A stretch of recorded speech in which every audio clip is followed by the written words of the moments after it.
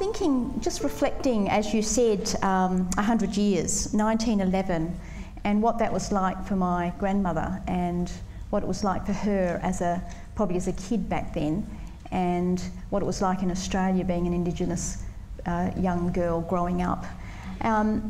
Very, very disempowering, absolutely no ability to have control over any aspect of your life at all.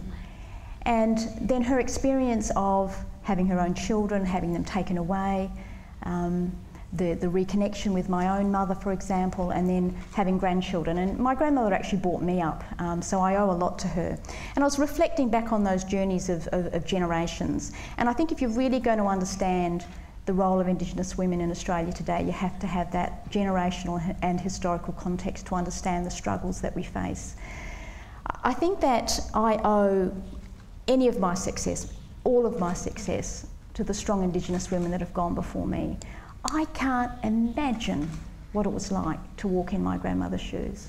I really can't. I've often thought, in fact, I can remember once when I've got 2 daughters of my own, and by the way, when you're a Palku woman, you're only a real woman if you've had 2 kids, and I've had 2 kids, so I'm a real woman. But I can remember reflecting when my first daughter was about 2 years old, which was a similar age to when my mother was taken from my grandmother. And I thought, what would I have done if someone turned up to my house and just took my child and said, "You're a bad mother, we're taking her, and that's it, and you can bring up these white children instead," which was actually what happened to a lot of our Indigenous women. What would you do? And I think the thing that let me down, as I was thinking about it as a young woman myself, was that other women stood by and let that happen. Other women actually watched while that happened, and other women allowed our black women to bring up their children without any care and concern for those black kids in the orphanages. In fact, my mum often reflected that when she looked up from her cot, she didn't see a face at all. But when some of the white kids looked up, they saw a black face and a white face because they had 2 mothers. So I think that Australia owes a lot to Indigenous women.